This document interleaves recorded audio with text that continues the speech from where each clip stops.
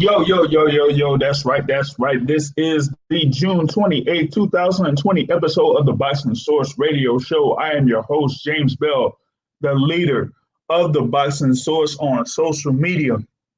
You can catch us on Instagram at the Boxing Source. You can also follow the Facebook page going on to Facebook and typing in the Boxing Source.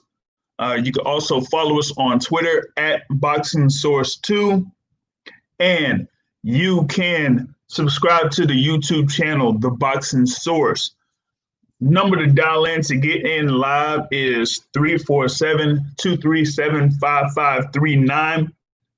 Or you could join through the link that is given on the YouTube page right now for this simulcast, audio simulcast of the Boxing Source Radio Show. We have a good number of things that we will be covering in this particular episode.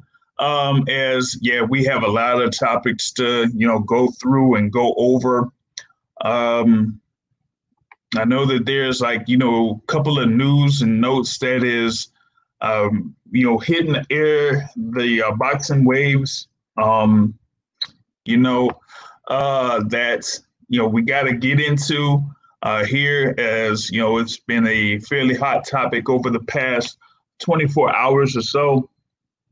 But also want to get into the fights that did happen over the course of the week. So we'll be going through those here in this particular episode, as we had a few fights that did go down on Tuesday, on Thursday, and on Saturday. What did, go through one particular fight on, I think it was in the midweek report through Wednesday, when, we had over in Las Vegas, Andrew Maloney defending a world title of sorts against Joshua Franco there. Andrew Maloney came in there as a WBA champion, even though the super champion in that particular division was Chocolatito Gonzalez, Roman Chocolatito Gonzalez. Yeah, Chocolatitos.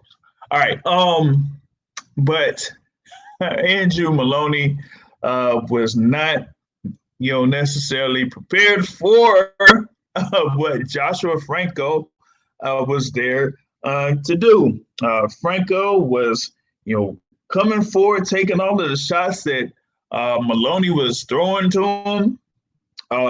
Didn't really phase him, so he kept going forward, and he, eventually broke down Andrew Maloney in the tail end of that particular bout. Then, seriously was rocking him in the 8th and 9th rounds, and then had him in a little bit of trouble in the 10th before getting a good combination down where he was working the body and going upstairs, hitting him with the right hand, and then followed with the left while Maloney was in the ropes, and then continued with the flurry until Andrew Maloney went down to the canvas. And he did take a count there before he was able to get up. And he did get through round 11, and he got through round 12 for the fight to go to the scorecards. But, when the fight went to the scorecards, it was a unanimous decision win for Joshua Franco, for him to be the new WBA World Super Flyweight Champion. You had the scores of 115 to 112 and two scores of 114 to 113 in favor of Joshua Franco. So if it wasn't for that knockdown in the 11th round, man, this would have ended in a majority draw. And this was not something where Andrew Maloney was, winning that fight. He did not win 6 rounds in that particular fight. Sorry, but he did not. I felt that Joshua Franco was the one that had the much better performance in this particular bout. Stayed consistent throughout the course of the fight. was able to take advantage of the opening that was there from Andrew Maloney. That right hand was open pretty much the whole fight, and Joshua Franco took advantage of that. And that's how he was able to get the upper hand and win that particular fight.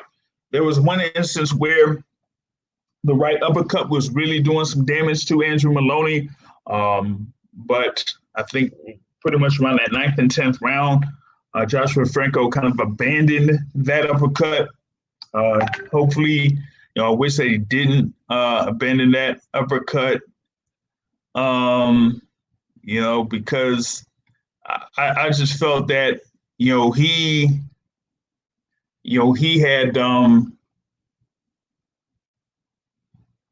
had Andrew Maloney in big trouble right there. He really did. And with that was kind of something to the point where I felt that he could have actually done something to stop Andrew Maloney in that particular bout if he continued with getting into the inside and hitting Andrew Maloney with the right uppercut, because Andrew Maloney could not fight Joshua Franco on the inside. There was just nothing that he could really do in that particular instance where he would be able to have the advantage over Joshua Franco.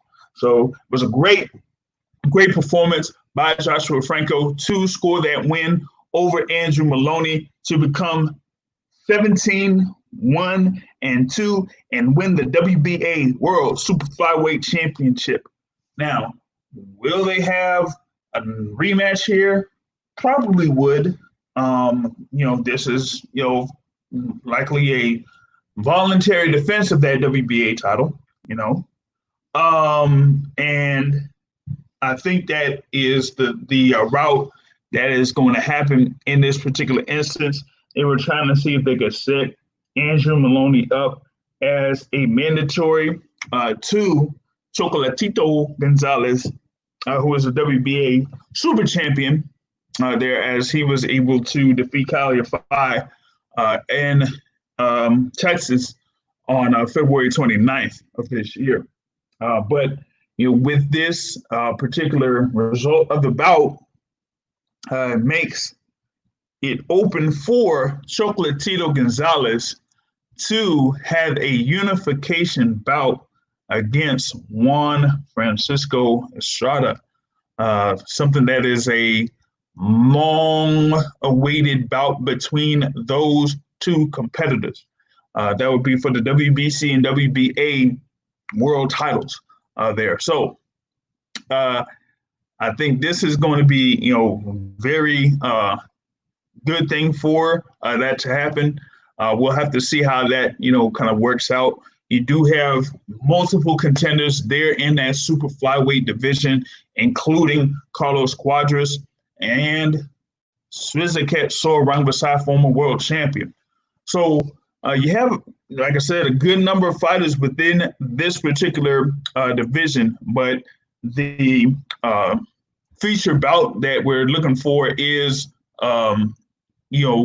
Chocolatito Gonzalez versus Juan Francisco Estrada. I'm going to see if I can add in someone into the conversation. It's from YSM Sports Media. You there with us?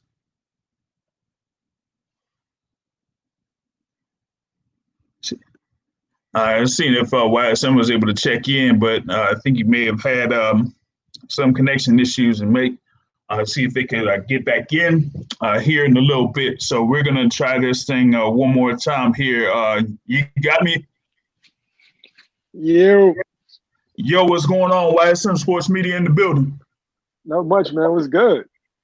Yeah, chilling, man. I mean, I was just talking about Andrew Maloney getting beat down by Joshua Franco on Tuesday night, man. And for that to actually be a unanimous decision, but the knockdown being the actual difference from having Franco winning to it being a majority draw, that was just not cool for me, man. Yeah, that was unfortunate. Weren't they supposed to start an American invasion? Yeah, there was supposed to be some type of invasion of the Maloney brothers or something like that. Um, Coming from a particular boxing person. But on Tuesday, that was not the case, as Joshua Franco was able to break down Andrew Maloney. And I know we had the conversation during this fight that there's nothing really impressive about Andrew Maloney, nothing at all, and that certainly showed on Tuesday night. His brother looked good. Maloney kept making the same mistake over and over again. When he was in the trenches, he would cover up and then he would lean forward, which made him a sitting duck for the uppercut. Yep. And the kid Franco just couldn't miss with him. Yeah, he couldn't miss with that uppercut, but he also couldn't miss with that right hook when they were, pretty much at a distance. And, that right hook was finding his target multiple times over the course of the fight. But then when Joshua Franco started to go to the body with a lead right and then follow up with another right hook to, upstairs, that's when he was able to score that knockdown in the 11th round. And that ended up being the difference in that fight. And yeah, like I was saying, man, there was no way that Andrew Maloney won 6 rounds in that fight. No, not at all. Not at all. You can tell the only reason why Franco even got that decision is because he was with a big promoter. He was with Oscar. Because if you watch the Supernova versus Avery Sparrow fight, Supernova looked like shit.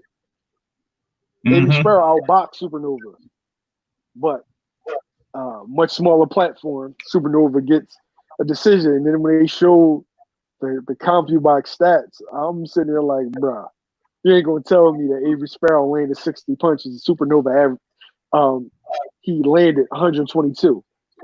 Like no one in their right mind saw that fight and agreed with those. Yeah, that was just way off with what they were saying with those punch stats in that particular fight. There was a co-feature on Thursday night to Jason Maloney winning his particular bout on Thursday. So I mean, you had those fights. You had Christopher Diaz winning over Jason Sanchez. Diaz, who did lose to Shakur Stevenson and Masayuki Ito earlier in his career. So he was able to score, those, that decision win there on Tuesday. But yeah, that was, completely different than Thursday, where you had, Jason Maloney being able to score, his win over Leonardo Baez. Just looked like Baez was not, a guy that was coming to really win in comparison to, the fight that happened between Joshua Franco and Andrew Maloney. Oh man, the other Maloney brother, he put on a performance. I gotta give him his props. Like he looked good. Actually, Christopher, as far as looking the most impressive, Christopher Diaz did, hands down. He looked like he's primed for a shot. He should get another crack. I mean, losing to Shakur Stevenson, I mean, it is what it is, bro. He's an A-level prospect. He's a young champion, but at that time he was an A-level prospect. I mean, with a decorated amateur background. But Diaz last fight, I can see him making noise at what is it? It's 126, right? Yes. Yeah, I can see him making noise at 126. I definitely could. Yeah, I mean he's they're kind of like at the bottom of the WBO rankings at this particular point, but he can get himself built up there in a little bit. I got 202 checking in here real quick. 202, what's good with you? 202, you on with us?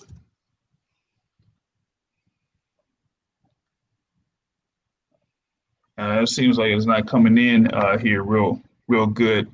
Let's see if 202 could get back with us. I'm not sure if I could hear him all too well. So yeah, the thing with Chris Diaz, we'll see what he does here next in the featherweight division. Let me see if I could do something here with the person that's on the line. 202, you still there? Yeah, it's Mr. Give me all the credit. Mr. Once in a lifetime, Mr. World Rank. What's going on, brother? Yo, man, what's been good with you, man? Been a while. Yeah, it's been a while, man. Just checking in, man. I just recently got back in, with everything going on. I just recently got back into the boxing Twitter, man, and you my guy, so I had to check in and see what's going on. Yeah, man, just chilling, man. See, you just going through what happened through the top ranked cards on Tuesday and Thursday. Just didn't go over the thing for Saturday quite yet. But what did you think about what happened on Tuesday and Thursday? I didn't catch much of the card on Tuesday. I didn't see any of that card. I know Christopher Diaz. I know I just heard y'all talking about Christopher Diaz. He in one of his most recent fights, he fought Shakur, right? Yeah. Yep. Yeah. So he's kind of like on a rebuild mode, coming off that. But I think him and Abraham Nova in the same division. I think that would be like a good eliminator type fight. I don't know if Top Rank will want to do that, but I think that would be a good kind of eliminator fight for whoever wins that fight to get a shot at, one of those guys, either be Burchell or Jamel. But yeah, he looked good. He fought somebody that I think the guy he had fought Valdez, and he gave Valdez a good fight. So it was kind of a tough fight. A lot of people was actually expecting the other guy to win. I think it was Sanchez. Yeah. Expecting Sanchez to win. So yeah, Diaz coming back and winning that type of fight showed. And he was even talking about trying to get back. I guess they were talking on the telecast about him getting down to 26 or 22. Yeah, I don't know about 22. Yeah, I think they actually said he was trying to get down to 22. He said he would fight. Basically, what they were saying was they were trying to get him any type of title shot. And I know his usual weight is 26 or 30, but I think they even mentioned he's even trying to go down to 22 to get a go if the opportunity arrives. Yeah, that would be interesting if he's able to, get down to that particular point. It just depends on what happens with, 122, particularly with Navarrete last weekend fighting at 126 and him considering moving up to 126. So if you have him moving up to 126 and Shakur Stevenson moving up to 130, then you would have that WBO featherweight title available there at 126. But that possibility of a Christopher Diaz versus Abraham Nova, that might be something that could possibly happen, as Diaz did also lose to Masayuki Ito earlier in his career. So that is a possible matchup that could happen. Wyatt Sim, what you think about that one?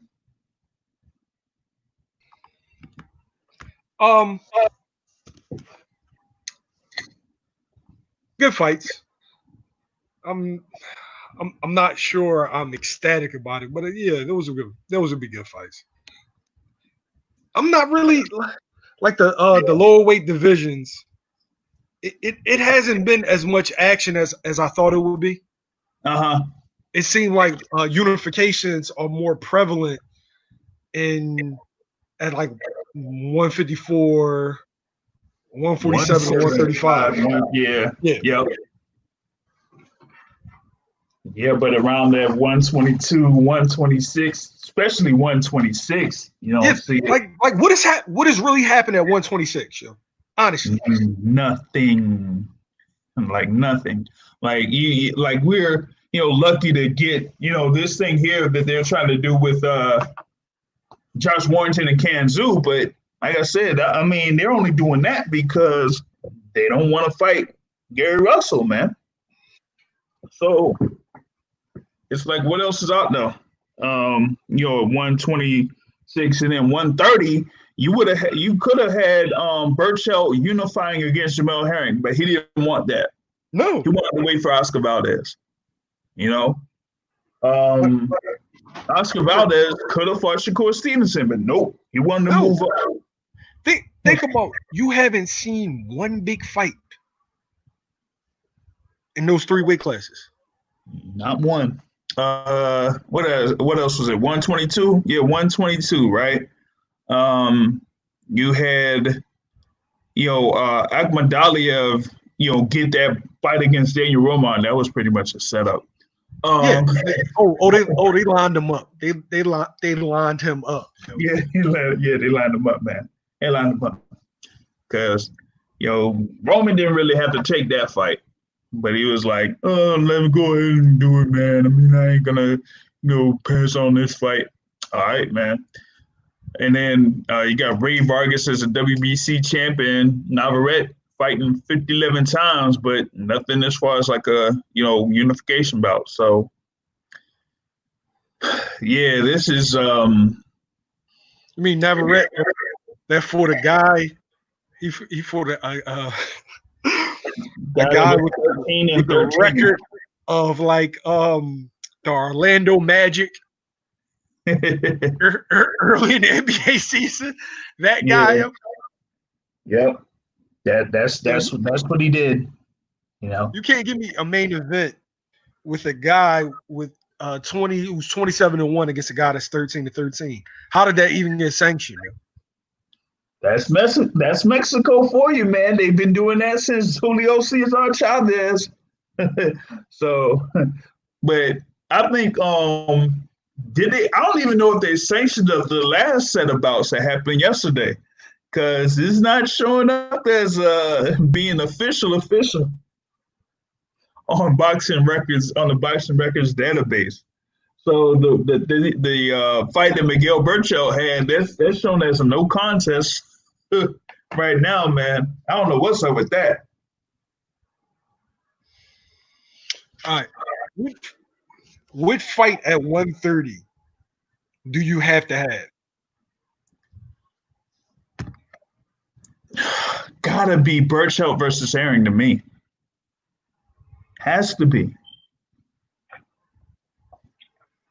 Because I don't think much of. I mean, honestly, like to me, that is the fight. That's the most meaningful fight.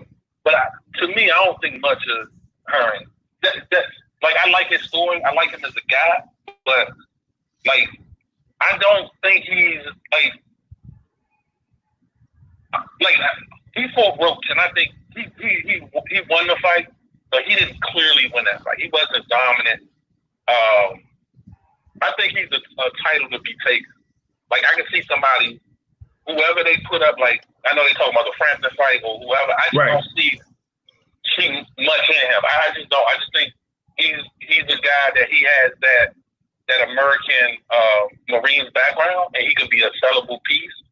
But I don't think he's the guy to carry the torch at 130.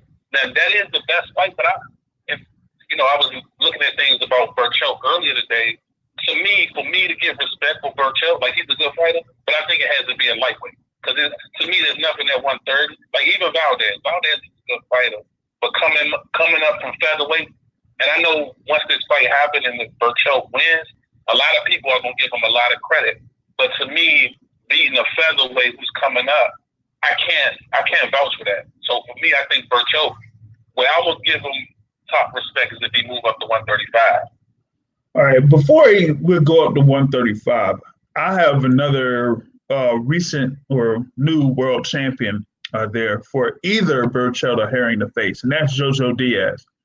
What would you think about those fights? I like the Diaz fight for more so for Burchell, but I don't know. I guess because Diaz has lost before, it's like he's an afterthought. Like there's really no guy that's that. And I know loss don't mean a lot, don't mean everything. But clearly, Jojo Diaz is a good fighter, but he's not an elite fighter. So we talking about a bunch of just good guys at 130. We talking about a bunch of B pluses. And there's nothing wrong with that. But until Shakur gets to 130 or these guys move to 135, I don't know. Yeah. What did you think about like those potential matchups? I like the idea of Burchell at 135. It makes it that much deeper. And let's just be honest. If you're a really big puncher at the weight that you're in, we kind of expect you to move up. Yep. It's like the boxers, the slick fighters. Yeah, we kind of give them a pass sometimes on that initial move up. But if you wrecking shit in your class, all right, well, we need to see you wreck a guy your size because he's a big featherweight. Yeah. Big one. True that. Was he about 5'7", 5'7.5"? Who, Burchell? Yeah. Yeah, he's pretty much around that height. I mean, Tank is 5'5". Yep, he is 5'7". So yeah, so let's have it. My bad. I'm looking at the division right now. So I'm looking at you got your Burchells, you got your Jojo Diaz, Kevin Farmers, your Jamel Hearns, and then after that you got your Chris Colberts, you got your Oscar Valdez, but after that, I don't really see nobody. Then you talk about prospects, you talk about Gabe Flores, but he's several fights away from anything really meaningful. Yeah, he didn't look impressive with me in his fight. Yeah, then you're talking about the Lamont Roaches, the who else? You have Cancio in that division now. Cancio's in the division. You still have former champ Kevin Farmer. But like we're saying, nobody really stands out. Got another person on here. Let me see if he could come on here. Bushido Boxing. What's up, man? Yo, what's going on, man? What's going on, fella? Hey, what's going on? Yeah, chilling, man, chilling. Talking about what's good over at 130 and with Miguel Burchell. Mm-hmm. And how that division is not that deep. You know what I mean? He had his fight on Saturday. That was pretty much like an exhibition type of fight or something. I don't know. They just had him out there to put him on TV. So Burchell fought this Saturday? Yeah, man. But he's coming up. Yeah, the thing is the fights over in Mexico City were held at 11 o'clock Eastern time. So his actual fight didn't happen until about 12:30 a.m. Eastern time. So a bunch of late fights there over the weekend. So we got a stoppage in his fight, but nothing really that has been that was all too impressive. They got him set up to fight Oscar Valdez, so that's what we got in reference to that. Mm-hmm. Okay. Well, I'm not really. Oh, you saying something, Bushido?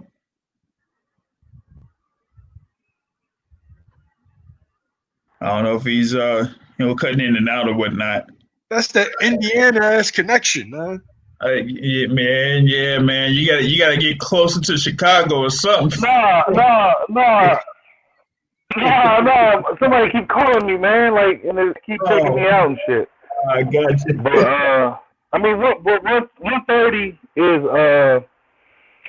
Sheldon. I mean, Farmer. He's still up there, right? He over there, right? Yep. Diaz. Yep. Who else? Shakur. Russell up there, 130 or 126? Nah, he ain't going to 130. He'll be at 126 or going up to 135. One of those two. 135 be too much. But what else we got? I mean, what? Leo Tank. Jono Carroll. Yeah, Jono. Yeah, Jono Carroll. I guess all the guys really eventually be a lightweight soon. You know, that's where you know, I don't really see Tevin Farmer. His fight with Israel Diaz, man. I don't know. Yeah, they were supposed to. Well, they were talking about a rematch between those two, but that's looking kind of rocky right now. So I don't know how that's gonna, turn out. Like I said, you have Jono Carroll, Tevin Farmer. That's another thing. Yep. A lot of these fights don't seem like they really materialize. You know what I'm saying? Like Torrey Hooker fell apart. You know, then we hear what you just said. You hear that shaky. You hear Javier Fortuna coming out saying that they're fighting. Like a lot of things ain't happening. They should be happening, man. But I don't know, man. Maybe guys want more money. Everybody got to take it to a cut because of the lack of crowd and things of that nature. But I don't know, man. Somebody got to be willing to compromise. Somebody got to be willing to give up something. I don't know. Or boxing, it's gonna take a while before we get. I don't see us getting any good fights. Really, like outside of the. I guess you want to say the White Povetkin fight. I don't know. I guess that's kind of interesting. But other than that, man, what else do we really got? You know what I'm saying? And then you hear all these rumors that guys can't really make it happen behind the scenes. And we still ain't even really got the spin Garcia official announcement yet. So we really don't. We just really just. I don't know, man. I don't know. They need to give us something to look forward to, at least. I don't know. Yep. So It sounds like you're just being candid about boxing right now, Bushido. You the matchups.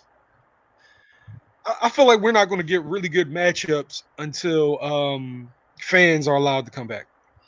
Yeah. And I noticed what you said, JR. They when Burchell's fight, they consider that a no contest. Yep. Because of the sanctioning body in Mexico, I guess they didn't fully approve of this particular fight card. That's kind of interesting if that's the case. Wow. So it's like, none of those fights from Saturday are counting, man. I'm like, whoa, where did that come from? But that's kind of like what the situation is over at 130 right now. It's not really that deep at all. So actually recently, Jamel Herring just posted on Twitter. He's like, if he can't get any of those unification there at 130, then he'll settle for being a 2-division world champ. So maybe he wants to take a trip up to 135 and try his luck there. Because after fighting Carl Frampton, if they're gonna say that Miguel Burchell is gonna face Oscar Valdez, and then after that they might put Burchell against Shakur Stevenson maybe. So if they do that, then what's out there for Jamel Herring? So if he just doesn't see like any of those guys, going up to fight him, then he's gonna move up. He has the size to do it. It's just will he be able to have that much luck at 135? He was at 135 before he came down. Yeah, one particular point. What was that like? His first 10 fights or so? Nah, even after that, like right before the Ito fight, he was at his career was at 35. When he left, he dropped down. I think right after he left PBC. So that's what it was. He was, campaigning there at lightweight, and then eventually went down to super featherweight in order to, get himself in position to fight for that super featherweight title. Is a thing, because you were talking about PBC because he had that fight against Shavakov in 2016. Yeah, and that was at lightweight. Yep, because that was his first loss, though. So. Yeah, I think he left PBC, and then Top Rank just, they kind of, they took they did the Marines thing, and they had the when he fought Ito, wasn't it like it may have been the 4th of July, whatever year that was, or somewhere around that. Yeah. And they kind of they did a little promotion with him, and from that point, they kind of promote him as American hero. Right. So they had tied all that up there for him. So they had that there going down, and then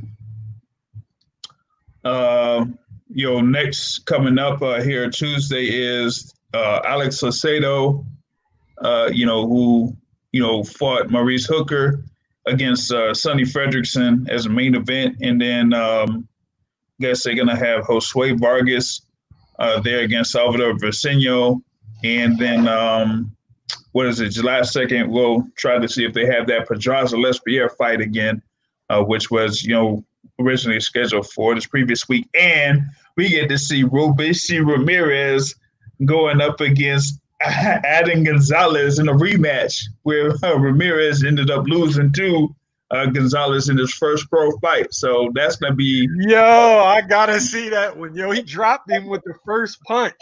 Yeah. Like... I'm like, yo, if Ramirez gets dropped again, man, I would be like, oh my goodness, dude. Like, nah, if he loses to Gonzalez, then that'll be it. I think that's gonna be it for him, man. I'm sorry, that might be it. You can't get back into it if you're losing, twice to Gonzalez, man. That's not a good look at all, man. If he did that, so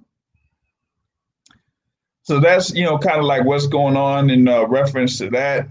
They got a few things set up for Matchroom, but that's not until August or whatnot. So we'll have to wait like another 4 weeks plus for Matchroom cards to start up. But I wanted to get into, the topic at hand for the weekend, for the week, and that is Jarrell Big Baby Miller.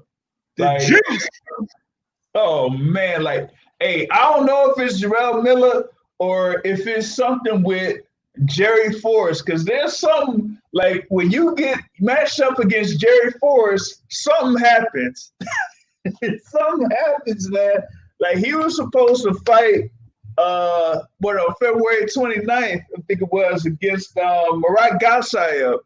And Gasayev couldn't even make that fight because he was having issues with his weight. Now you have Jerry Forrest matched up against, Jarrell Miller. And here he is once again getting, the GNC store put in him. I'm like, come on, man.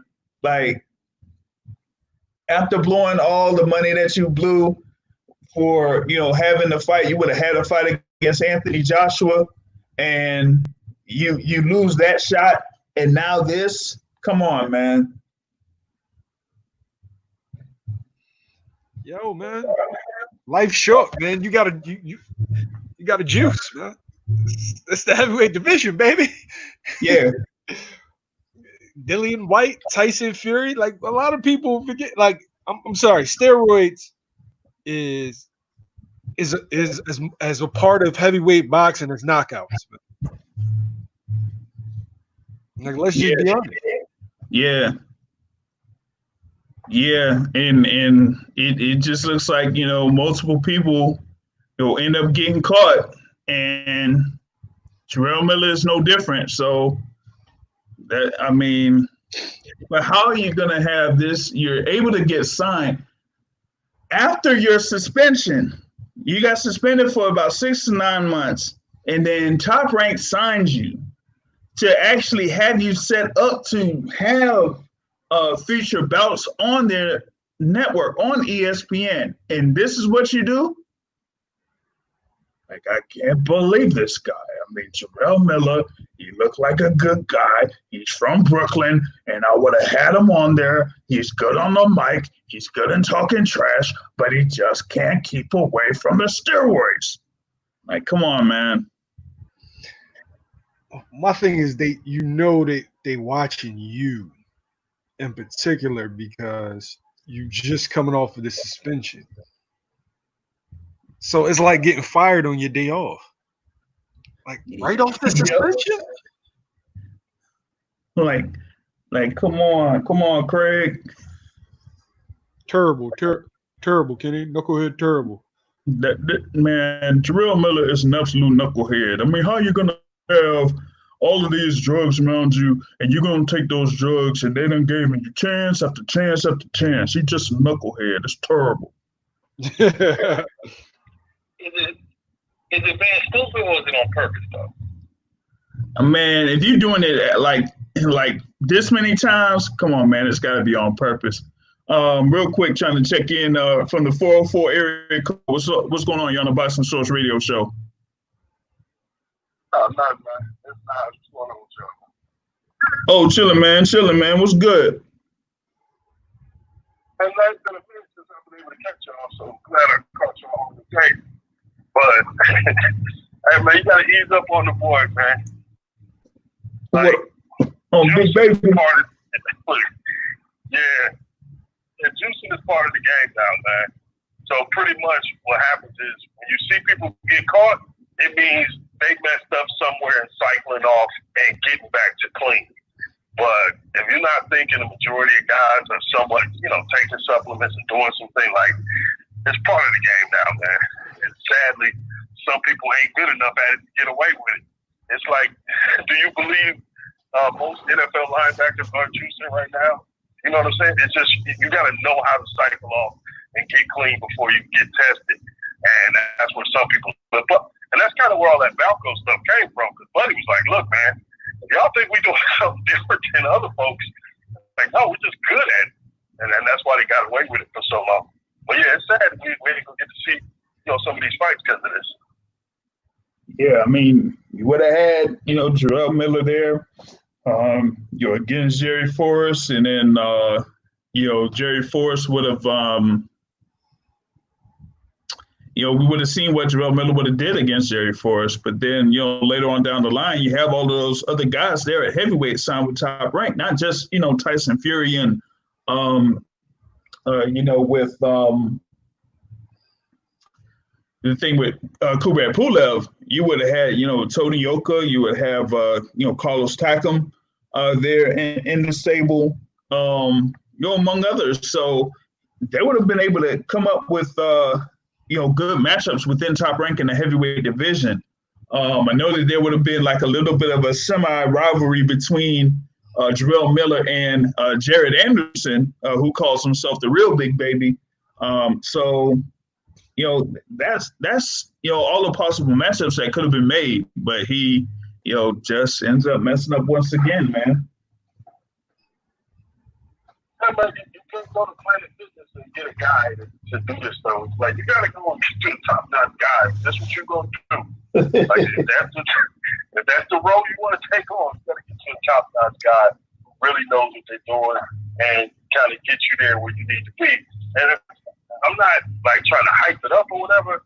I'm just saying I wish the rules were they had a set list of what you could take, and then that was that. Like everybody's on the even playing field. That's what you can take, and we all know what's in everybody's system. But as of right now, man, some of these people world class. They're getting on and getting off.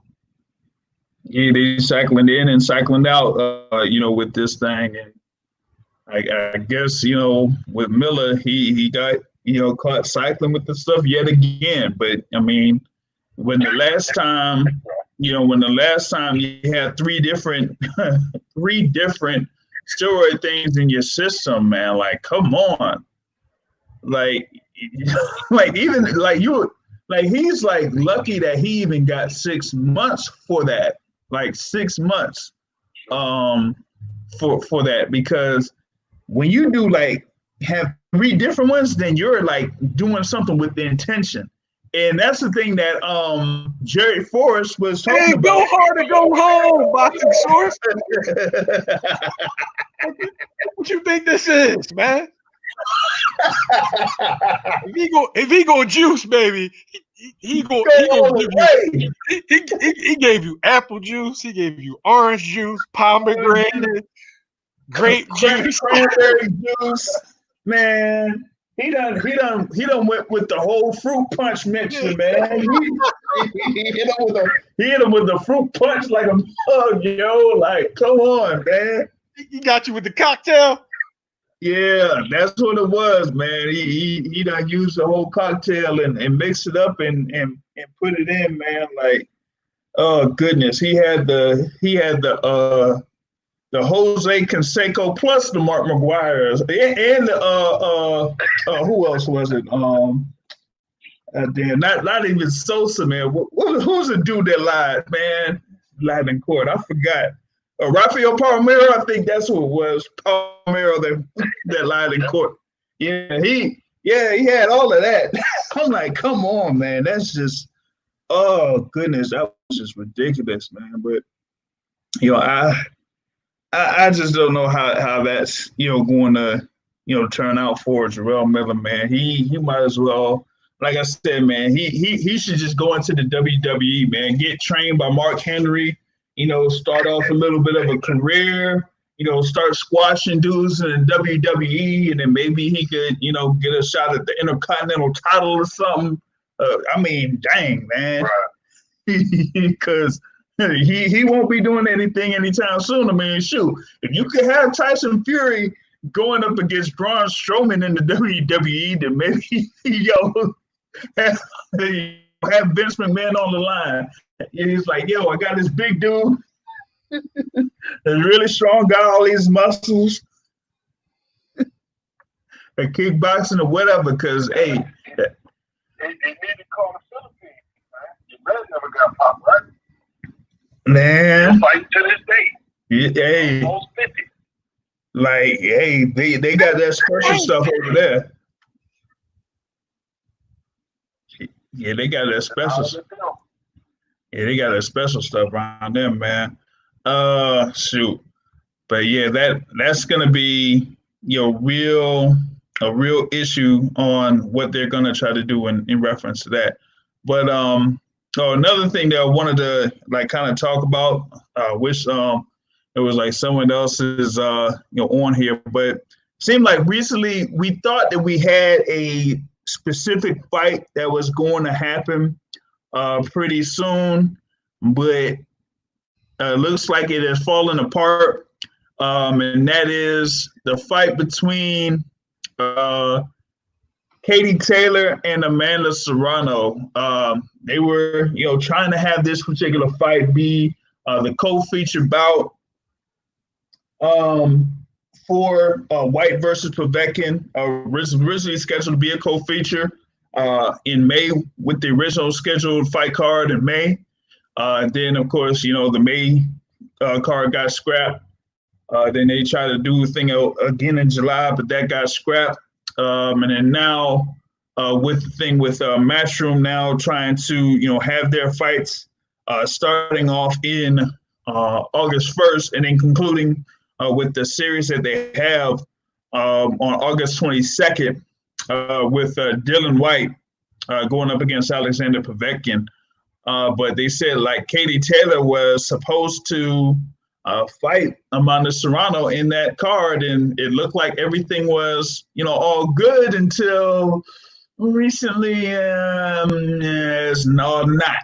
And it's been a back and forth between Katie Taylor, Amanda Serrano, Eddie Hearn, and Lou DiBella. And so we gotta see what's going on with all this, man, because somebody, hey, what is it Rick Ross be saying? Or, that rapper Rick Ross dude is like, somebody lying. Because this thing ain't working, man. This is for both of y'all. Y'all ever noticed that it's always Eddie that's in these situations? Like, nobody's gonna like shine the light on this. Like, nobody's gonna find the pattern very glaring. It's like I can name 5 situations right off the bat, all Eddie Hearn. The same situation over money. Oh, you sent the contract, no, you didn't. I signed the contract, no, you didn't. You know what I mean? Charlo versus Andre. Wilder versus White. Serrano, Katie Taylor. Devin Haney, Teofimo Lopez. Last one being what was the last one that Eddie did? Defranchenko Canelo, that wasn't him. Charlo Danny Jacobs. Well, Charlo Jacobs isn't gonna happen. Yeah, but you remember? Oh, we offered you to fight. You didn't want to fight. It's always this is always Eddie. Always, yo. Contracts negotiated in the media. Oh, Tevin Farmer, Javante Davis. I'm sorry. Yeah. No, I think that one was on Farmer though, wasn't it? Because Farmer had his shot. He could have accepted that deal, but he said, "Nah, I'm good. I'll be over here, in Matchroom, earning my $1 million a fight." Then eventually, had that fight against Jojo Diaz, and well, it all came crashing down. 4-4. You were gonna say something? Yeah, no, I was gonna say he hit it on the head, man. It's that Jerry Jones contact. Jerry Jones been out here all summer. Yeah, man, that's 6 years, $900 million. I don't think that's right. And then the reporter tweets it out, and then somebody else comes back to Jerry for words. Jerry like, oh no, I don't know where that came from. I don't know who would say such a thing. Well, they negotiated through the media on deck all summer. And that's kind of what he's talking about, like when he said using the media as a way to negotiate, and then on the back end claim that you was all ready. It's just the other side tripping. So no, he just laid it out, bro. That's the game. Well, I mean, over the past, what has it been, hour and a half, Hearn and Lou DiBella have been going back and forth. And the thing about it is like these two guys, usually, been work together multiple times for fights. So it's like, now you have this thing going on. I'm like, geez, man, like, come on, like, what is you doing? So I mean, either one way or another, we gotta figure out what's going on. And recently he's talking about like Lou never said that he accepted anything. That he said that he rescheduled the fight between Taylor and Serrano for August 22nd. So he said like the terms that they agreed to were going to be locked in for that particular date. But like I said, I want to have Lou DiBella eventually on here one time to actually explain all of this. But right now, I have another caller in here who is the president of the Deontay Wilder fan club, Mr. Matthew Brown. Hopefully he could shed a little bit of light on the situation that's going on between Katie Taylor and Amanda Serrano. So could you share your stuff? Well, we're not supposed to be on big Wilder no more. Like that's working video. Oh, wait. So hold on before you continue. So does that mean that you relinquish your spot as the president of the Deontay Wilder fan club?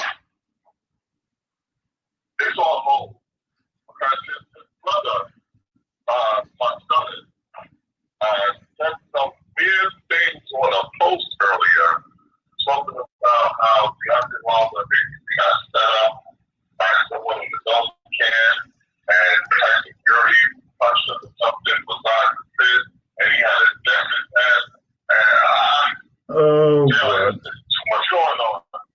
Oh, Too much going on, man. oh boy. All right, we'll keep that on hold for another time. We'll probably have a court session in reference to that. But yeah, going to this thing with Amanda Serrano and Katie Taylor, and how for multiple instances this fight could have happened but hasn't happened yet. Yeah, and not only that, I don't know who to blame, to be honest with you. We know Eddie Hearn's full of shit. All right, this we know. Because first he lied and said that Serrano wasn't asked to take a reduction. Then he came out and said she was asked to take a reduction. But forget it, she'll need to take one now. We can make the fight. So we know he's lying. Now Serrano, she's saying some stuff that's kind of fishy. Either she's lying, or she's telling on herself that she doesn't trust Lou DiBella. Because every time Eddie Hearn said, Lou DiBella said this, Serrano attacked Lou DiBella and asked him as if she's taking Eddie's word for it. She made a weird post that says, oh, so Eddie Hearn and Lou DiBella are being terms without talking to my manager. Hey, Serrano, you think your promoter would do that to you? So what are you really saying about Lou DiBella? And then she was like, oh, see, this is all I want to hear from Lou. I'm with the team. I still want to be a toy for a promoter. I think she has trust issues with Lou DiBella, and I think that's something that we need to get to the bottom of. As for the fight, I don't think the fight is happening. Because Eddie Hearn sent his henchman, as soon as you went live, his henchman, Mike Coppinger, Oh no! Oh yeah, he flicked the henchman on him. First was Manic, now here comes Coppinger.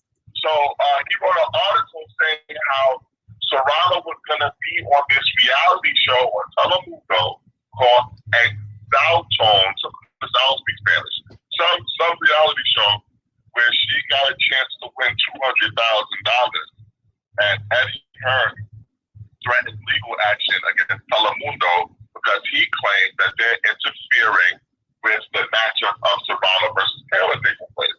So now Coppinger is saying that she got kicked off of the show because of it, and also the fight with Katie Taylor as well. So she's getting nothing. So I don't know what's going on with that, man, but it all stinks to high heaven. Wait, so Mike Coppinger says about an hour ago, you like what you said. Amanda Serrano was set to star in the Telemundo reality show Exaltación, where winners earn $200,000. Then Eddie Hearn threatened Telemundo with legal action, claiming interference with the fight against Katie Taylor. Now Serrano is off the show, and the fight is off too. What? Oh God! Oh, and by the way, all right, y'all, I'm at the head out. I'll catch up with you by yourself. Hey, so the funny thing about what Amanda Serrano said a few hours ago is the thing where she was talking about Lou DiBella and Eddie Hearn. That post from Lou DiBella is now deleted. There's no, yeah. It says this tweet is unavailable. Hold on, let me screenshot it. That's right. I'm going to screenshot this thing here. Let's see. What is this? I'm on Windows, so we got a snipping tool, and yeah. So this whole thing here. Yeah, hello. As it should be, though. That's supposed to be handled in face to face or direct talking. Yeah, I feel you. It's supposed to be put out there for the public. So, I'm not trying to hear that. You're supposed to hear all that. Hey, who's that thing? You what? Hey, Matt, you special K? I'm not trying to hear that. See.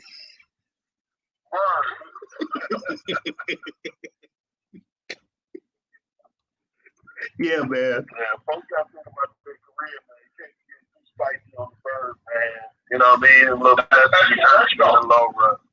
Nobody said nothing until Eddie Hearn had Katie Taylor put out a public tweet talking shit about Serrano. And that's when Serrano went off. Yeah, she was like going back and forth. Yeah, she was like, whoa, what is this from Katie? What is you talking about, Katie? Like, nah, like, where you getting this from? Hey, he probably wanted a little bit of engagement. He didn't know she was going to chop a thing like that. Like, that was hitting everybody. Like, whoa, too far. Yeah, like, hold up here. But here's the thing that really like has me scratching my head is like we know that Eddie Hearn and Lou DiBella have worked together multiple times for getting fights made or making fights happen. So when it comes to something like this, for it to be this messy, oh man, like yo.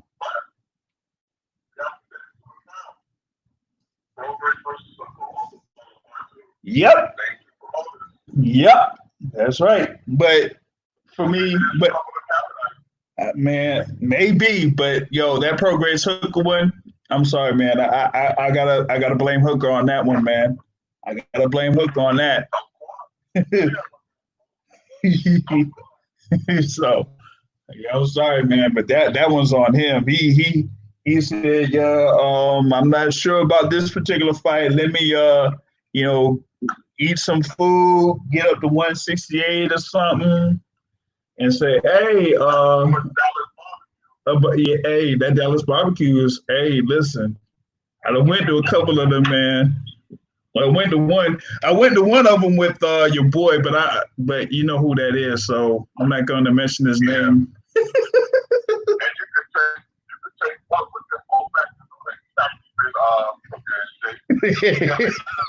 Oh God. Yo, that's another person. That's another person I got to get on here is Bomac, because you versus Bomac. Oh my God. He talks too much, and he's supposed to be a manager. Okay, you can't talk too much when you got Terrence Crawford in that slave contract with Top Rank when he's still playing Chris Bennett on paid sell for everything. So you can't talk because you're not handling what you're supposed to do. So I don't want to hear from Bomac. Yeah, man, he's kind of been fairly vocal in some of these fight negotiation type things, but hasn't really been much going on outside of that, man. So yeah, but that.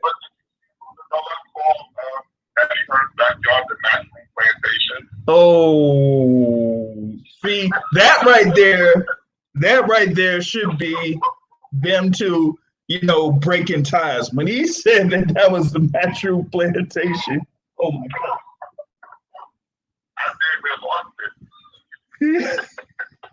They call it the Matchroom Plantation. Yo, you look at it, you looking at the film, so I'm like, oh, hey, yo, what, hey, and remember, hey, the whole thing that was going on with Barry Hearn, too, what Barry Hearn said, hey, no.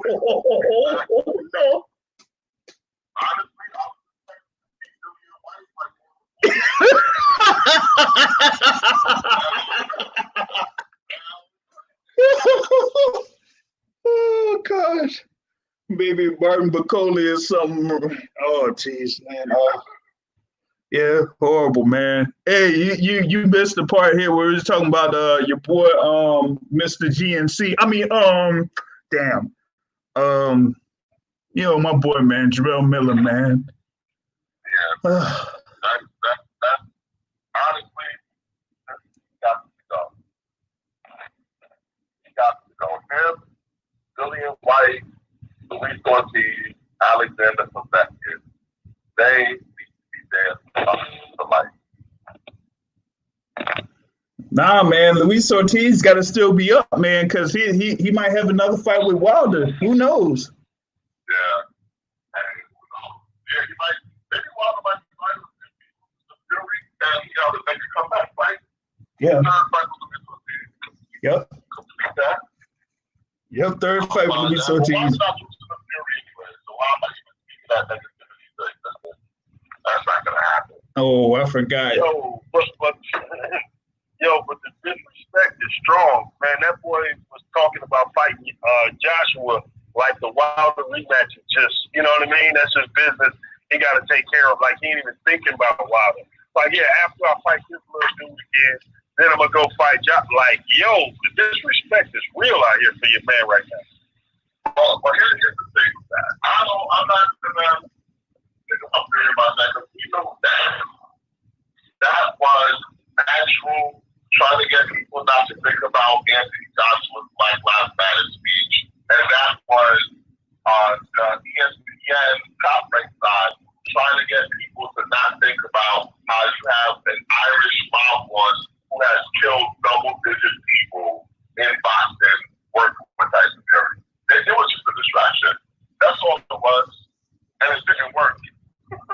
Because now Kinahan's really been exposed. Well, you see how they tried to quietly disassociate from him. They recently did that, but, yeah. But I'm like, oh goodness. It is what it is. Yeah. So yeah, that's what's going down, man. I don't know if y'all I'm a straight up admit it, man.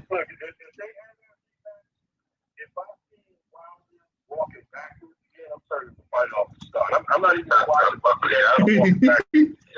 don't ever want to see that again. Like, bro, you a hunter. You don't get out here on this reacting, counterpunch and stuff. Like, no, bro. You walk people down. That's who you are. That's a fact. I don't want to see that ever again, bro. That's a fact. That is a fact. Yeah, that's kind of like who he is in a sense, some ways. But other ways, like, he comes forward a lot, but it's against fighters that are, significantly either shorter than him or have a shorter reach. So he has to be able to make a significant adjustment to someone that is taller and has a longer reach than him.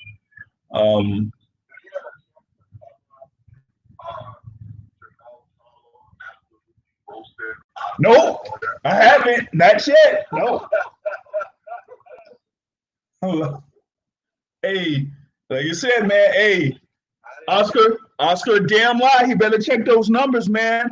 Better check those numbers. You see how much he paid me? You better check those numbers.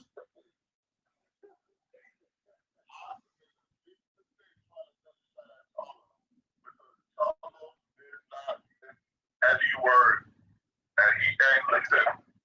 He said, listen, I ain't trying to recruit Ryan Garcia.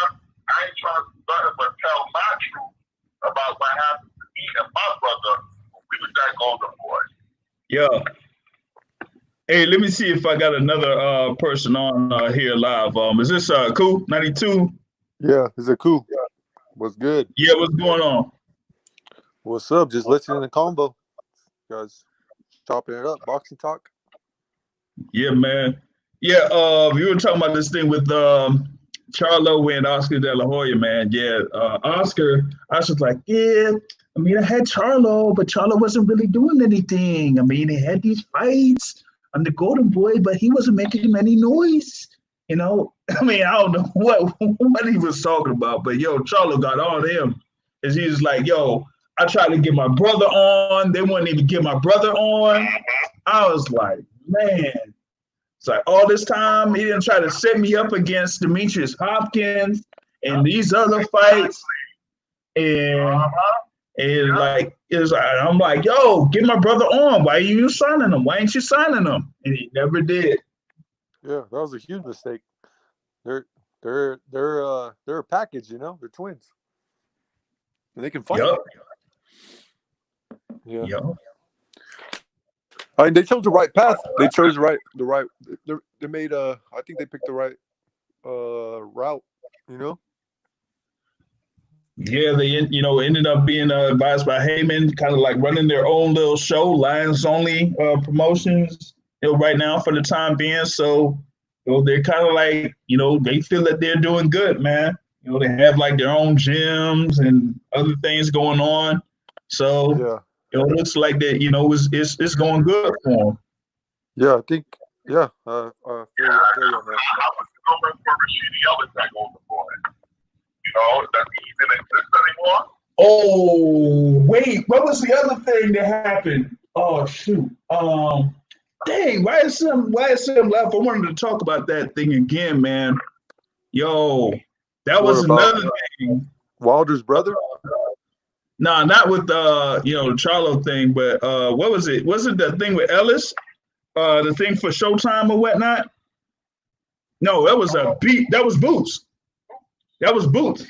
Yeah. Yeah. What about him? That's another one with Maurice Hooker, man.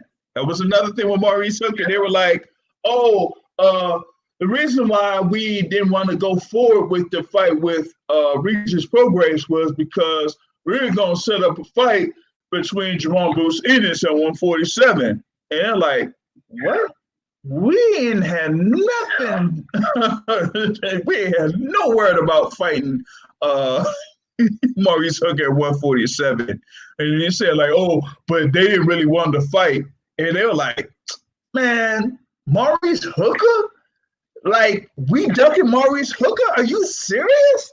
Like, come on, man. Like, nah, that was just hilarious. But see, what happened with that, man, is like now, because of all the stuff that went out as far as like, Boots and them not talking directly to Boots, now he's kind of shut off anything with interviews for the time being. He shut it off.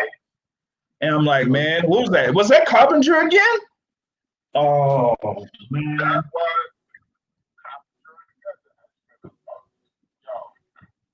think I'm funny. I mean, dead ass serious. These reporters are henchmen for Eddie in the Zone. But whenever there's a problem with Eddie in the Zone, you will see Carpenter or Chris Mannix. Whenever there's a problem with Golden Boy, you will see Steve Kemp. These reporters are shit. But this ain't been, much different than what it was before. Like, if anybody had something for Top Rank or Golden Boy, you would have somebody from ESPN coming up saying something or something against Floyd Mayweather. They would have somebody there queued up to say something. Like, it's been no different, But, this thing with Mike, that's I'm like, come on, man. This is what they be paying y'all for. This is what they signed Steve Kim for. Like, come on, man. So they dropped Dan to sign Steve Kim. Come on, man. Wait, what did Kim do? What did he say? Now, Steve Kim, remember, he was what was he with the boxing scene before, and then got signed by ESPN. Oh yeah. Recently, yeah. So that was like what, 4 months ago? Had to be around 4 months ago to today, because Dan. By the time Dan was there over in Texas, he was there talking with Keith Idec. And I was like, man, I ain't know that Keith Idec was gonna put him on the boxing scene after that. But that's what ended up happening. Yeah, Dan Rafael. Is he still a free agent or did he sign with somebody? No, he's with Boxing Scene. Oh, okay. So you see Hey, articles. I like you boxing. see articles on him. Boxing seems cool. Yeah, it's cool, but it's a little bit of a step down than being, all good with sure. ESPN, buddy. Oh yeah, that's for sure. Yeah, it could. You guys remember when Adrian Broner sent Dan Rafael to hell? Called him told him about the cheeseburgers. Hey, but then, Whoa. We're not going to be slandering the great deal. Come on now. Let's not do that. No, hey, but that's just Adrian remembering Broner. But that's Adrian Broner. He slanders everybody. You know that. What did he say to The what did he Can say Man? to Reggie Raheem? Oh yeah. Told him Fuck you, fuck boxing, brother.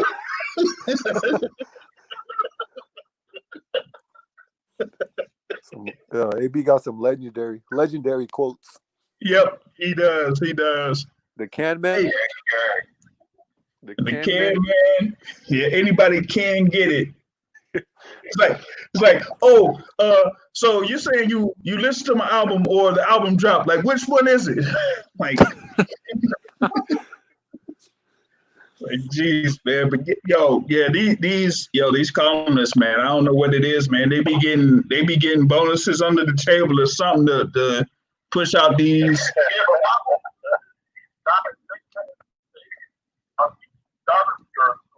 Because they're working with major companies. Why do they have to tell off the promoters and their business for them? I don't understand that. Yeah. But with boxing itself, not being universal like a NBA or NFL or NHL, like you're not going to get bias like View or something like that from well, even though they're like regional, like a Sao Paulo Antonio or that white guy from Boston, always talking about Boston sports. What's that guy? From ESPN, or used to be from ESPN. Who's the old dude? Bob Ryan. Yeah, the one with the silver hair. He had like a HBO show. You got that big dude that always covered LeBron James when he was in Cleveland and then went over to Brian Windhorst. Yep. Yeah, Brian Windhorst. You got Brian Windhorst. And then wasn't Jim Gray would cover Kobe a lot, right? Jim Gray? Huh? Jim Gray would cover Kobe a lot. Yeah, he did. Who's that? Who was the dude that was there back in the days with the Bulls that looked like Carlton Banks? Oh, you're talking about Mar Rashad? No, not Rashad. Not Amar Rashad. That fool looks like a Carlton Banks. Yep. Yep, David Aldridge. Yep. Oh, David Aldridge. Hey. He's cool though. I like David Aldridge. Cool. Yeah, Aldridge is good. Yeah. So, but the thing is, access within a sport, you got to kind of play ball to a certain degree. If you become one of their go-to guys who play ball, you're the one who gets the first stories. You get the leaks. You get to be the guy who's front and center on stuff, so you'll get more money for your articles and everything else. So it's kind of one hand washing the other. And the Raphael's been good for boxing, man. Hell, most people grew up with him like this generation. Like that's who you grew up with to a certain degree. I definitely grew up with him. I used to be on his weekly Friday chats. Chats on ESPN. Yeah. I mean, but yeah, he's been in the game for over 30 years and stuff like that. So, but ESPN just dropped him like nothing, though, man. They were like, "Yo, he's probably too expensive already." Yeah, like, the flights are expensive. We can't we can't be giving you free pizzas anymore. Oh. Like, man, Hey, come on, man. The food I don't budget. know, He was man. gouging the food budget. Like, yo, No, but real talk. Remember now, people started cutting the cord on cable, right? And remember, ESPN used to be linked into a lot of those cable packages where people automatically got it. yeah, And then when people started splitting up their cable and doing that, yep, at that point, ESPN just started cutting people and letting people go left and right. yep. So John Skipper had to go. A whole bunch of people had to go, bro. Yo, I mean, they dropped who did they drop? That's over on Fox. They dropped a few people that's over on Fox now. Colin Coward and Skip Bayless. Bayless. Yeah. So,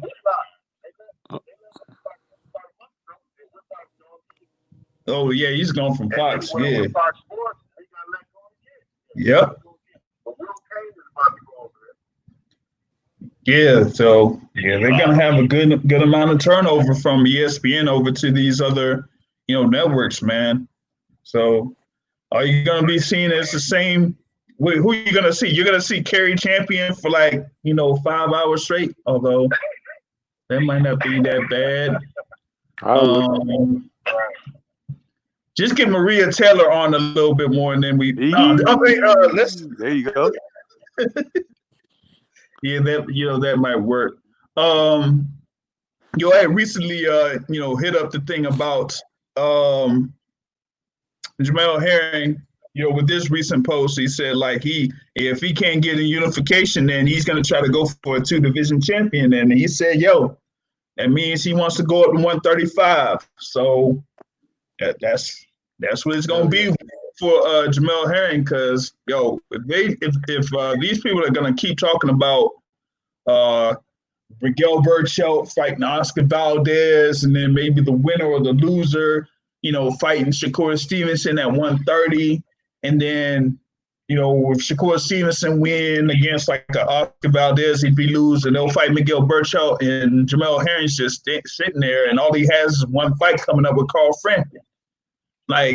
Come on, y'all gotta be able to do something. Yeah. All those five guys you named are all with ESPN, right? Yep. And none of them are fighting each other. What? Which thing for the undercard? Yeah, that fight. Could you make that does that have to be an undercard, or could you charge for that fight? Which one? It's a main event on ESPN. Yeah. Main event is okay. Yeah. Gotcha. Who is Herring gonna fight? Some no name? Well, he was originally scheduled to fight on July 2nd, but he had tested for COVID-19, so they rescheduled his bout. Shoot, where did they have it at? To be determined. To be Jonathan announced. Yeah, Jonathan Aquendo. Yeah, that's what it was. Oh, okay. I don't even really know who that is. Yeah, it's. I think that guy gave me a Uber ride the other day. Oh man. yo, I think the name sounds familiar. I think I gave him 4 stars. Because he had the little the USB charge in the back. So yeah, yeah. I'll be rooting for him. If they fight, I'll be rooting for him.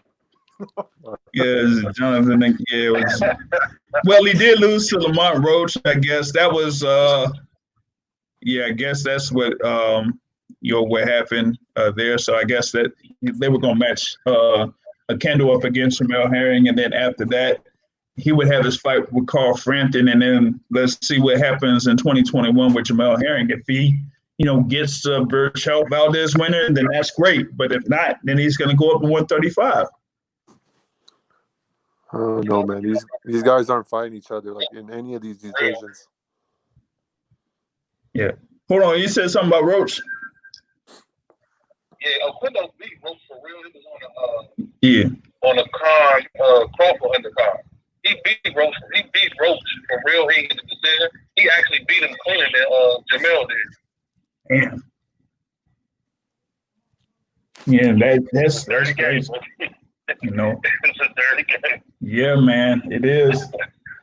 So that's what basically. Dirty as the game is, it's more fair than UFC, man. That boy Dana White butted that thing with an iron fist, bro. Oh yeah, Shaking money outside his pocket. Yeah, hustling. Yeah, he got him held by the ankles and shaking it, shaking themselves the money gets out the pockets. You know what I mean? Like, come on. Or had him like how they say what is it? Suge Knight had Vanilla Ice or something like that. Yeah, like thrown by the balcony or something like that. Yeah.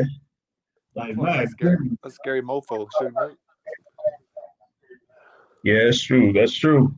I'm like, man, it's just craziness out here, man. But man, I was just trying to. Yeah. Now, what you were saying there, cool?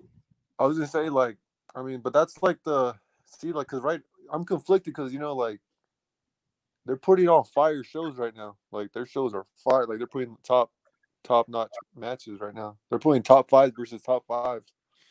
Like, but I mean, they're not getting paid that much, though. You know what I mean? Like, so it's like, yep, it's like good and bad, at the same time. True. There was like one thing that I did bring up. I think Wednesday that they had like news coming down. There was one fight that I was looking forward to in July, and that was Eleider Alvarez versus Joe Smith Jr. But with Eleider Alvarez suffering a shoulder injury, that fight has been scrapped. So that that kind of like takes away a fairly good. I think it would have been a pretty good fight between those two guys there, particularly in the light heavyweight division. It would have been the best fight of the summer by far.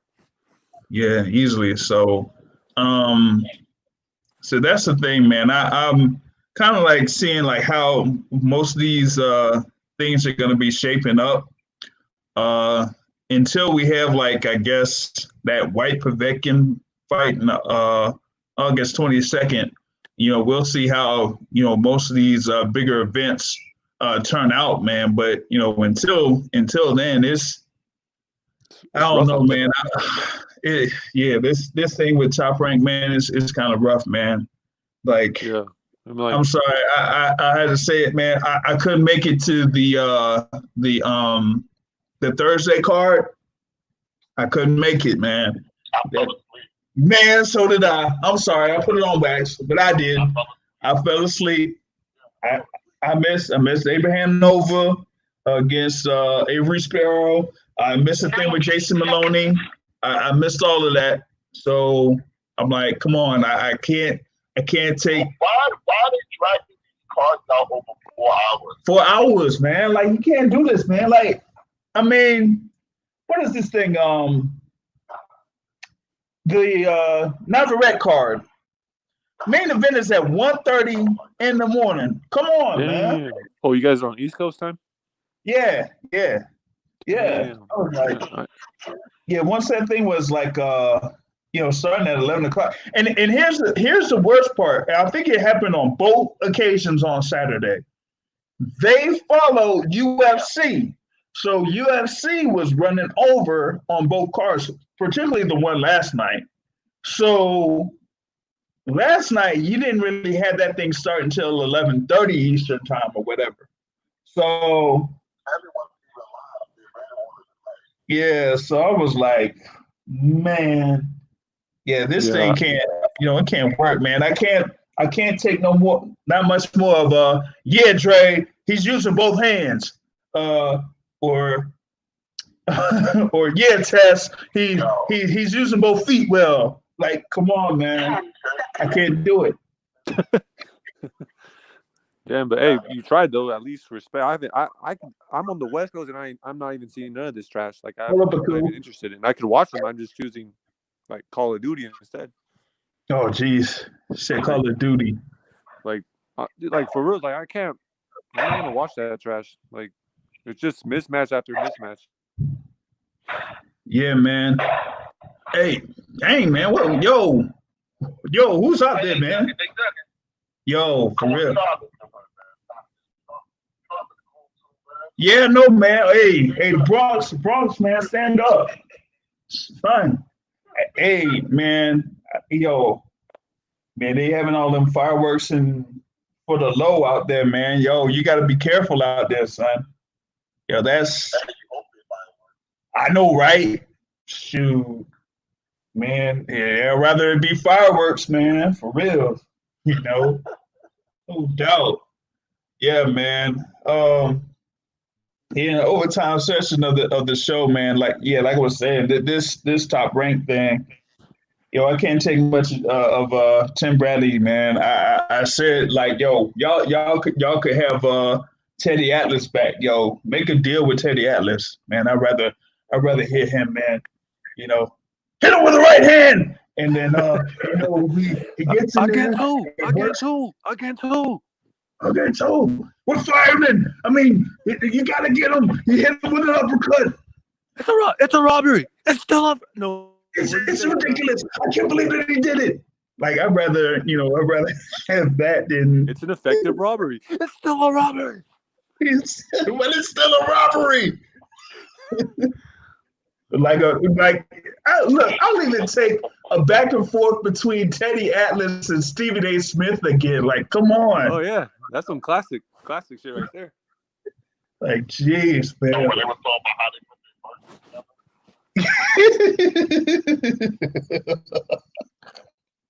Yeah, man. I'd rather take that than this thing with Tim, man. Tim and Dre and Tess, like, now I see why they dropped the roster from Monday Night Football, man. Like, come on. Yeah. Oh. Yeah. Oh, man. Yeah, like, I'm sorry, man. Y'all gotta get somebody else, man. Like, if you can't get like at least PBC group is a little bit better, man. But this is just. I think PBCs is the worst. So who's that trainer? And Lennox Lewis. Lennox Lewis, and you have Goosen. Yeah, Goosen. I'm not feeling those two. Those two, they don't got good chemistry. Oh, Goosen is good. Hey, Goosen is good, man. Lennox Lewis is good. Yeah, Lennox Lewis, man. I don't mind Lennox Lewis though, because if anything, Lennox Lewis knows when to shut the hell up. So he don't add nothing to it though. Yeah, but they're not gonna add something to the podcast. At least don't take away from it. Like, I appreciate people that know how to let moments breathe. Yeah. And if Goose is wearing the jean jacket, if he wears that, the denim jean jacket, then that's cool then. But no, I'm not feeling Goose. Well, my favorite guy is Mancini. Oh yeah, Ray Mancini. Yeah, sometimes they have Ray Mancini in there. Sometimes they have other guest boxers in there doing commentary. The British chick, the black chick, she's like British. She's cool. What's her name? She has the curly hair. Not the one that's married to Plant. No, not Plant. Why? Yeah, that's what we're talking about. She's cool though too. Yeah, she's cool. Yeah, man. She's like the moderator of the. What are they gonna do with the one that's on Inside PBC? Yeah, she's the moderator. Yeah, that chick. Yeah. She's I wonder what they're gonna do with her. He sucks at that job. They had Abner Morris on there. They had Sean Porter in there. They've had Brazil on there. Who else? Who else they had on there? Oh yeah, they did have boob. They did have boob. That. I was like, dang man, how they gonna drop that fast? And I think he was covering a Wilder fight too when they had boobs Brazil. Yeah. I was like, does he still remember what happened? Like, he got sent to hell by him. They're not dropping it completely. It's just only going to be for pay-per-views for now. Oh, okay. But they had but the thing is, with it being on like FS1 and FS2, that gives like, boxing fans, more access to, boxing content. And you drop that, and That's true. it's But like, man, but a lot of the FS1, a lot of the PBC there were trash fights too. Like they were like Austin on FS1 was like Austin Trout versus some no name. I mean, I don't know if that many people watched not it. no Trout versus Gaucher or nothing like that. Come on, man. Yeah. Austin Trout's my boy, man. But that's one of the, quote unquote Hall of Fame guests on the Boxing Source radio show. Anytime, we wanna get something from Austin Trout, he's ready to roll. He'll be on here, no problem. Hey, do you guys think Trout beat Canelo? I thought he did. By how many? I know you're not gonna say that because you think. How did you score it? How did you score the fight? Well, you had, the knockdown by Canelo, but I still had the thing where. He beat Canelo, man. He beat Canelo. Just stop it. Y'all just hate Canelo. Nah, he didn't beat Canelo. I respect your brother. Oh boy! What did you have it? Me, I had the thing for Trout, just with that one thing, at one point. So I mean, yeah, he came back strong. He did come back strong at the later rounds. Yeah. But speaking of Canelo, man, like what are they gonna do with him, man? I haven't seen any updates yet on where he's gonna go. Like if Derevianchenko's in the running, they're talking about something with Caleb Plant, man. White chocolate, Caleb Plant. Watch. Like if he's gonna take $5 million or so, then maybe, but it just depends on where they're gonna hold the fight. I don't think they're gonna have it without any fans. That's not gonna be all that good. I think you're right. They're not. I don't think it's gonna be a big name. Yeah. So I think it's gonna be someone who can have to happen with no fans. Yeah. They're gonna do it 50% capacity in one of these red states who don't care about coronavirus. No, even those God states, damn, they're pulling back the restrictions already. Like Florida's already gonna pull back the restrictions. yeah, Florida has, Georgia has. I don't know, maybe Alabama has pulled down the restrictions too. Maybe we could have some fights over in Birmingham or something. You know what I mean? I think because the zone has to pay $35 million, like, so there's not going to be that much left. No, they could restructure it because they still want to have Canelo versus Golovkin, and with that, they're going to make that a $40 million guarantee. Yeah. So they could say like, hey, we could put 20 down for this next fight that you're gonna have, but Canelo's gonna be like, hell no. Gonna go for it. I need all my money. So what the fuck is all? Hell, you can't go from 35 to 20. No, man. I mean, they ain't really spend no money. Like you can't. Canelo, he's gonna want spend money. So hey, if he wants to get that money, he can get the money. They haven't spent anything yet this year, so they still got money in the bank. I think it's for gonna that be Canelo versus someone who will take $1 million to fight him. I think that's gonna be like someone like Munguia or Sullivan. Maybe Sullivan. No. Munguia said he's fighting in August. Yeah. He is going to be fighting in August. Then it's probably they ain't gonna put him up against Canelo that early anyway. And Canelo is a fight that you have full capacity advantage at. Yep. Because two Mexicans going at it is going to draw a huge crowd. Yep. Yeah. So. It'll be less than Munguia. I think McGee is gonna fight somebody like Turiano Johnson, man. Watch. Yeah, something like that. Oh, I'll watch that. You know, I think that's gonna happen. Jeez, man, that leaves Andre with nobody. He might have a rematch with Delonte Fox or something. There's Now we're gonna see Andre against the British guy with the gray hair. One of the Liams. Oh, but Liam Williams.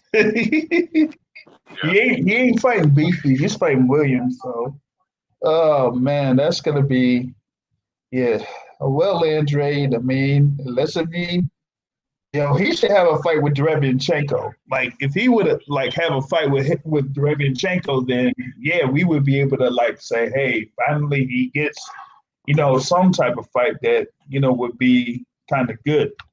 But we haven't really seen that. It's all of Canelo's potential opponents. None of them are fighting any names. Yeah, but that's the thing. Everybody's waiting on Canelo. Yeah. Everybody from 160 to 175 is waiting on Canelo. Charlo, Plant, Benavidez, Boo Boo, Smith. None of them are fighting any names. Saunders, Bivol. Like, who gives a fuck about Bivol?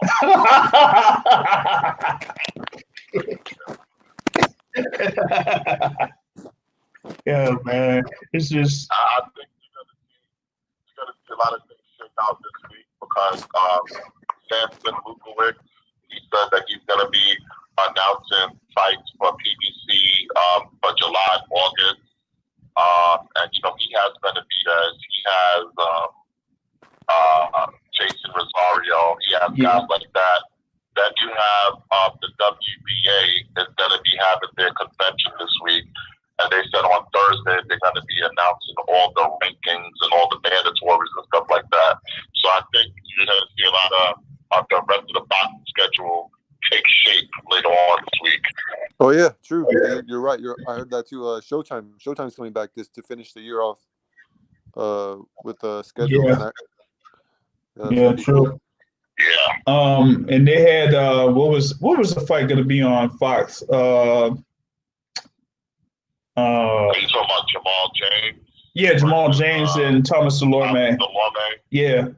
So after that, you're gonna see a few more of these fights be announced on the PBC schedule. I'm looking for that. Benavidez is gonna fight Roman and Gulo. Yeah. I think you're gonna see that. That was supposed to take place already. You're probably gonna see Rosario versus Charlo. Yep. That's what Charlo said. Charlo said that's the next fight. So. Yep. They're gonna somehow make that fight happen. That's what That sounds like a Showtime fight right there. Yeah, definitely. I think Benavidez is gonna be a Showtime fight, and I think Charlo is gonna be on Fox. All right. Hell yeah. Hell yeah. I mean, either or. Those fights will end up on Showtime and Fox. So that's kind of like how that's going to turn out. Jeez, I don't know what that is, man. Like, I don't know. I don't know. I'm in the hood, man. Hey, that's what happens. I'm in the hood, man. Nothing to do about that. Yep. Hey, that's how it be. That's how it be in the boogie. Like you guys, I live in the hood. Hey, look, if I was in the country, you would be hearing some weird animal sounds or something going on. So I don't know about the old country stuff, man. But that's what I got, here so far. I'm gonna see what's good for next week. Sunday. Probably has something going on at a a specific location, but we'll see how that works out. Just tune in, and then this podcast is available on YouTube and will be available on iTunes later on down the line. Shout out to YSM Sports Media for jumping in. Shout out to 92 Aku for jumping in. Shout out to Matt for jumping in. Shout out to World Rank for jumping in as well. And like I say at the end of every show, folks, the point of boxing is to hit, not get hit, not understand and trade. On that note, I'm out. Have a good evening, everybody. Peace. Squad.